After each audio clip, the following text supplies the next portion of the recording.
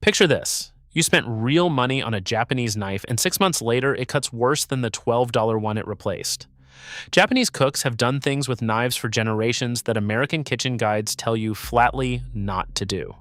Today, 29 banned knife secrets, and number 1 is the secret that will change your cooking forever. Let's get into it. Number 29, put a damp towel under your board and it will never move again. A board that skates makes you cut slowly and nervously. Nervous cutting is bad cutting. Wet a kitchen towel, wring it damp, and lay it flat underneath. Water raises the friction between cloth, wood, and counter, so the board absorbs the sideways force of every stroke instead of sliding away from you. This is the first thing that happens in a Japanese prep kitchen before a knife ever comes out.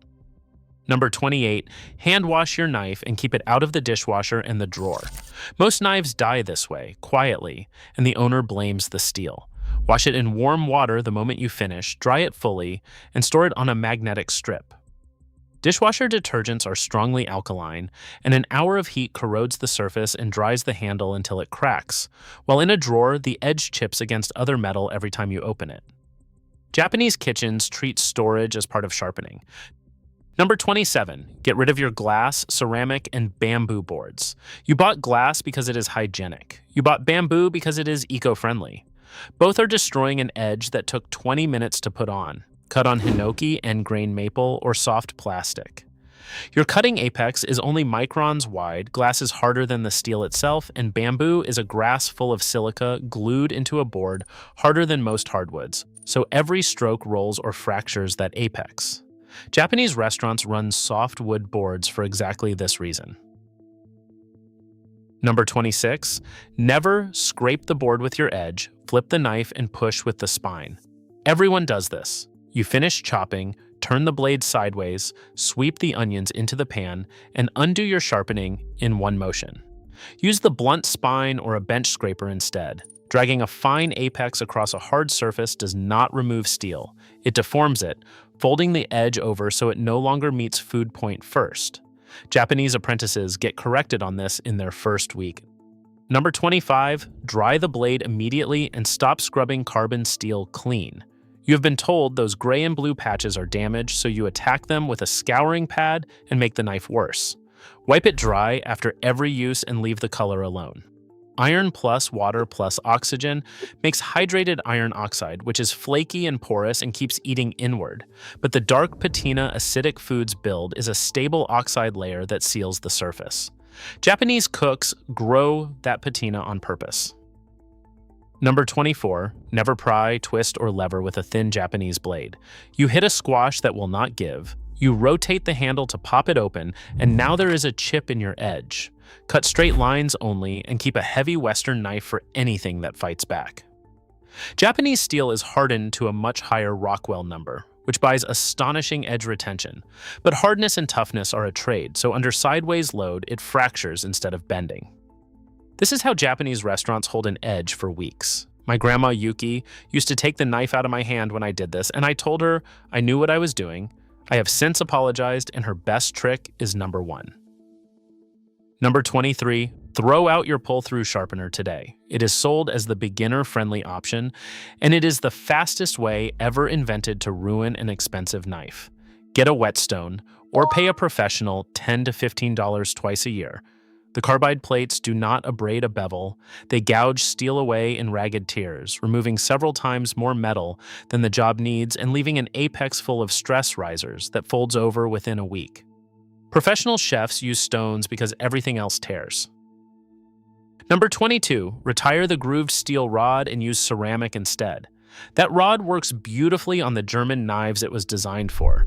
On your Japanese knife, it is a chipping machine. Use a fine ceramic rod with 5 light passes per side. Honing does not sharpen anything. It bends a rolled edge back into line, and bending needs ductility that hard Japanese steel does not have, so the edge snaps off in pieces instead of realigning. Walk into a Japanese kitchen and you will not find one of those rods anywhere. Number 21, sharpen at 15 degrees per side instead of 22. Most guides were written for Western knives you are expected to abuse, and that angle is far too thick for what you actually bought. Hold the spine about 2 stacked quarters off the stone and keep it there. The included angle sets how much downward force you need to wedge material apart, so a narrower angle parts tomato skin at a fraction of the pressure at the cost of less steel supporting the edge. 15 degrees is the standard across Japanese kitchens. Number 20. Chase the burr and stop guessing whether you are finished. This is what separates people who sharpen from people who rub metal on a rock hopefully. Work one side until you feel a faint, rough catch dragging a fingertip off the edge, then switch. That catch is a thin wire of displaced metal folded past the apex, and it only forms once both bevels have actually met each other, which makes it the only physical proof you reached the edge.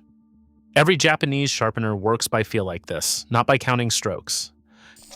Number 19. Use 2 stones, a 1000 and a 6000, then deburr. One stone gives you an edge that bites but tears, which is why people sharpen at home and their fish still looks fuzzy. 10 minutes on the coarse stone until the burr rises, 5 on the fine, then 2 feather-light alternating strokes. Each grit leaves scratches whose peaks and valleys act as a microscopic serration, so finer grit shortens them into an apex that severs soft protein instead of snagging it. This is the whole gap between sharp and restaurant sharp. That is your steel sorted, so now your hands, because grip beats steel. And number 9 will change how your salads look forever. Number 18, pinch the blade instead of holding the handle. If your whole fist sits behind the bolster, your knife is wandering and you are compensating with force. Thumb on one side of the blade, index knuckle on the other, 3 fingers curled loosely around the handle. Gripping forward puts your hand at the blade's center of rotation, which kills the side-to-side yaw that makes cuts uneven, so your wrist steers the edge instead of fighting a lever. Every professional Japanese cook holds a knife this way. Number 17, curl your fingers and use your knuckle as a ruler. The claw grip gets taught as a safety measure, and safety is the smaller half of it. Curl your fingertips under, rest the flat of the blade against the middle knuckles, and walk the hand backwards to set each slice. The blade rides the knuckle, so the knuckle sets the exact distance between cuts, and uniform thickness means every piece reaches doneness at the same moment instead of some being raw and some mush. This is how a Japanese line cook produces 200 identical slices without measuring. Number 16, stop rocking and start pushing forward or drawing back. American technique teaches the rock chop, tip pinned to the board, heel going up and down. On a Japanese blade, it does almost nothing. Push forward and down through soft items or draw the knife back toward you on proteins. A blade severs by shearing, which requires lateral travel through the material, and a straight downward press with no travel crushes and wedges instead. Japanese blades are ground flat precisely because they are built to slide, not rock.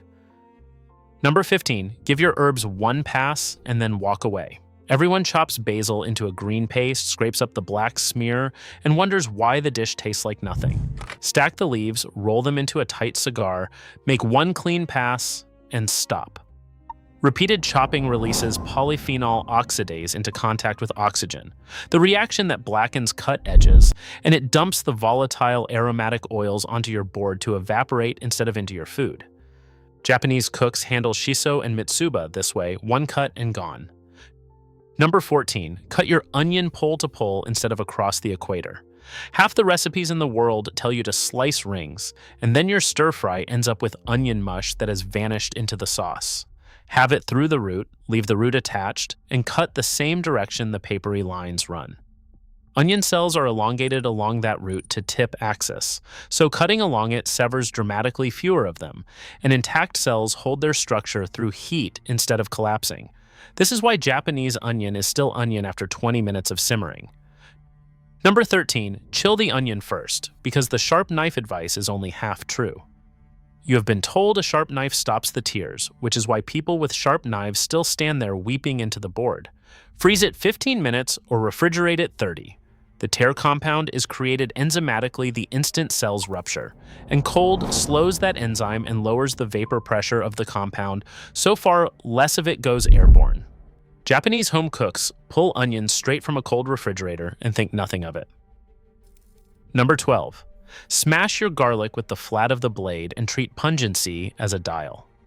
Most people mince every clove the same way and cannot understand why one dish tastes harsh and the next tastes bland.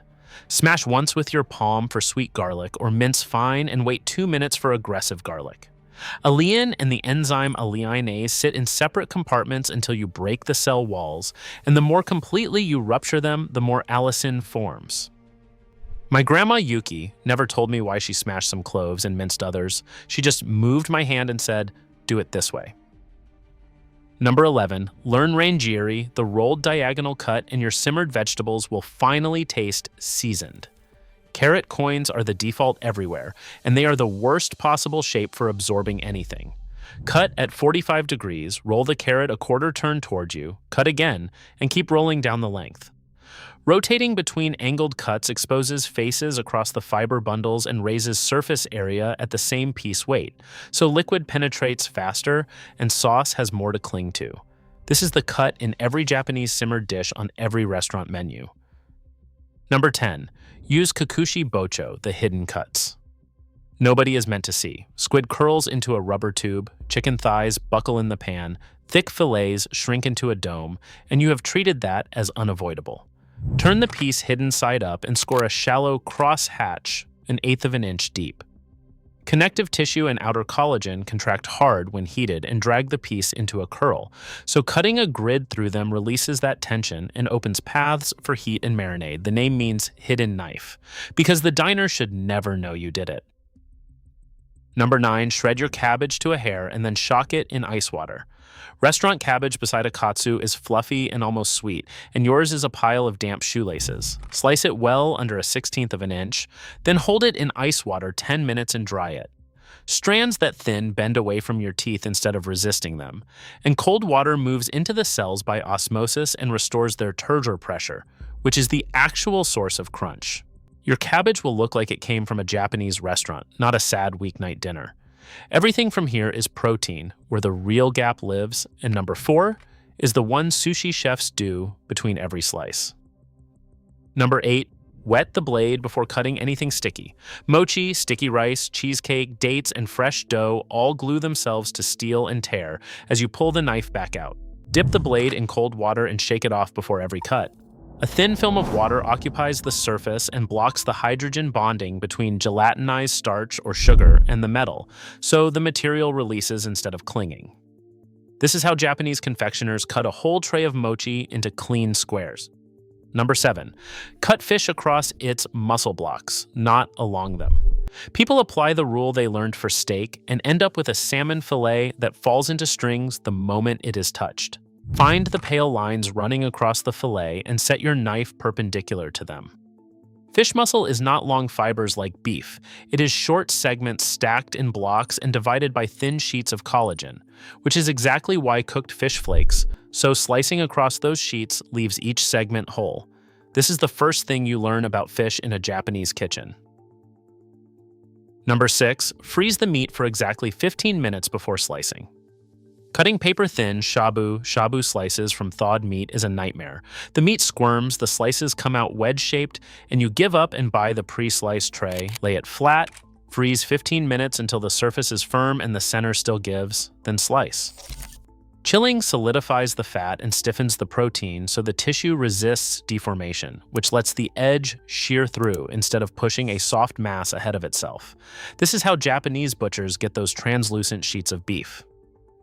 Number 5, cut against the grain, and know the grain changes direction inside one piece of meat. Everyone has heard against the grain, and then cuts a whole flank steak at one angle so half the plate is tender and half is rope. Read the fibers, cut perpendicular, then stop when the direction shifts and rotate. Cutting across the fibers shortens every muscle fiber to the thickness of your slice, so your teeth sever 1/4-inch pieces instead of 2-inch cables. Japanese cooks read the grain on every single piece rather than memorizing it once. Number 4, wipe the blade between every single slice of raw fish. It looks obsessive when you watch it happen behind a sushi counter, and it is the least optional thing on that counter. Keep a damp cloth beside the board and wipe from spine to edge after each slice. Dissolved protein and fat left on the steel sharply increase drag on the next pass, and drag means the blade tears through instead of parting the flesh, leaving a matte, weeping surface. Restaurants do it because the 6th slice has to look exactly like the first. Number 3, use sogi gairai, the angled slice, and small ingredients start behaving like restaurant ingredients. A chicken breast cut into thick blocks cooks unevenly, takes on almost no marinade, and eats like a brick. Lay the blade over at about 30 degrees, nearly flat, and draw it toward you. That angle produces far more surface area and far less thickness from a small ingredient, and thinness is what lets it drape, take seasoning in minutes instead of hours, and cook through before it dries out. This is restaurant chicken that is somehow both cooked and juicy. Number 2, katsuramuki, the rotary peel that looks physically impossible the first time you see it. A cook holds a cylinder of daikon and takes off a continuous sheet as thin as paper, several feet long, without stopping. Hold a 4-inch section, set a single bevel blade against the far side, and drive it with your thumb while rotating the daikon into it. A single bevel steers toward its flat side as a matter of geometry rather than skill, and the hollow ground back cuts contact area and suction, so the ribbon peels away instead of snapping. Japanese apprentices spend a year on this one cut. And here we are at number 1, the trick that genuinely changes everything, and it is one stroke. Hikizukuri, the draw cut, the way sashimi is actually sliced. You have been sawing 3 or 4 passes per slice, which is why your fish looks pale and torn while the restaurant's looks like wet glass. Set the heel of a long knife against the far edge and pull the whole blade through toward you in one unbroken motion. A sawing stroke bursts myofibrils and cell membranes along the same face repeatedly and bleeds moisture onto the surface, while one long draw severs cleanly so the slice holds its own water and reads as glossy and silky. My grandma Yuki used to do this at 6 in the morning onto a chipped blue plate. The whole thing made one sound once. There you have it, 29 knife secrets that Western kitchen instruction quietly banned, and you do not need all of them this week. Start with 3 or 4. Damp towel under the board, stop scraping with your edge, pinch the blade instead of the handle, and cut your fish in one stroke instead of sawing. A few of these came from my grandma Yuki, who never explained a single one of them, and who would be quietly pleased they are in your kitchen now. Drop a comment and tell me the one thing your grandmother did in the kitchen that you never understood until years later. And subscribe if you want more deep dive cooking content, because I have a lot more coming.